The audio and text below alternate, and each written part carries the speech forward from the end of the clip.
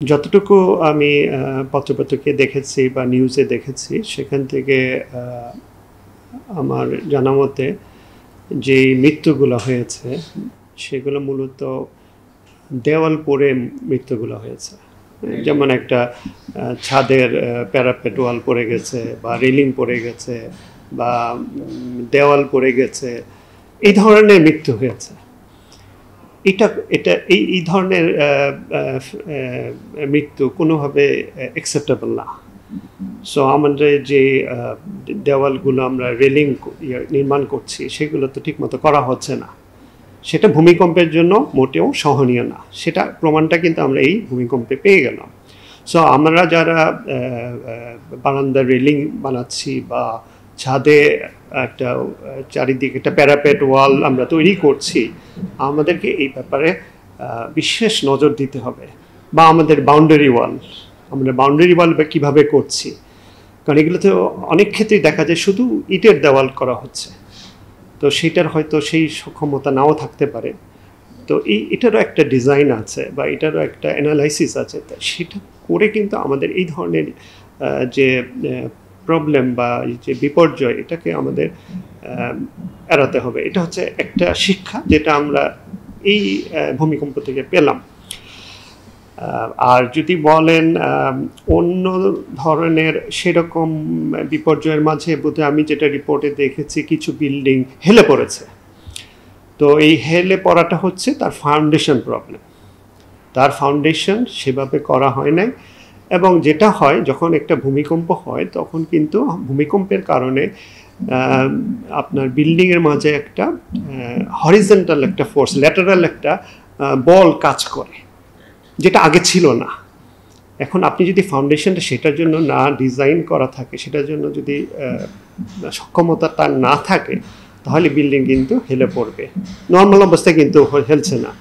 তো এখন আমাদের প্রশ্ন হলো, আমাদের কিন্তু এটা 5.5 ম্যাগনিটিউডের আর্থকুয়েক হলো, কিন্তু আমরা এটুকু মনে করি যে এখানে একই জায়গায় বা আমাদের আশেপাশে কিন্তু এর চেয়ে বেশি ম্যাগনিটিউডের কিন্তু আর্থকুয়েক হতে পারে।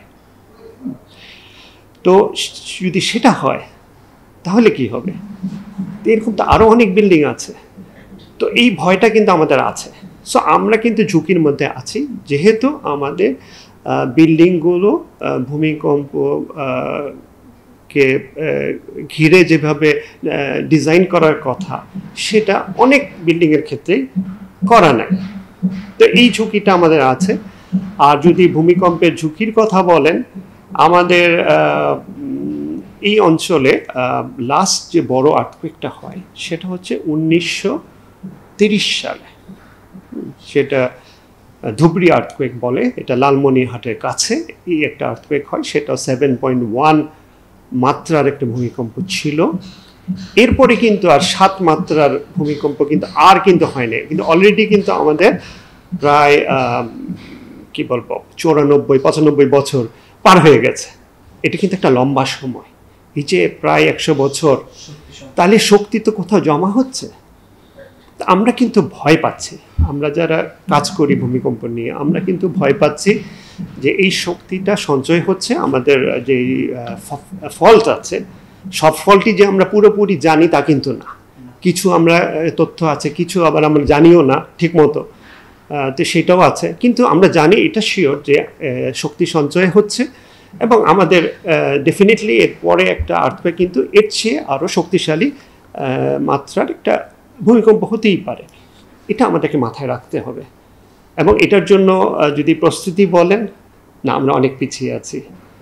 আমাদের প্রস্তুতি আরও অনেক বেশি করতে হবে। যদিও আমাদের অনেক কিছু হয়েছে, অগ্রগতি হয়েছে বলবো এই ব্যাপারে, কিছু সচেতনতা হয়েছে, কিছু সমীক্ষা হয়েছে যে আমাদের একটা ভূমিকম্প হলে কীরকম ক্ষয়ক্ষতি হতে পারে, এগুলো সমীক্ষা আছে, সবই গভর্নমেন্ট করেছে এবং এগুলো রিপোর্ট আছে। কিন্তু এর পরের যে স্টেপটা, যে আমাদের এই সমস্যা, এটাকে যে মানে ইমপ্রুভ করা, হ্যাঁ, এটাকে সমাধান করা, সেই ক্ষেত্রে কিন্তু আমরা খুব বেশি আগাইতে পারি না। এখানে কিন্তু আমরা পিছিয়ে আছি।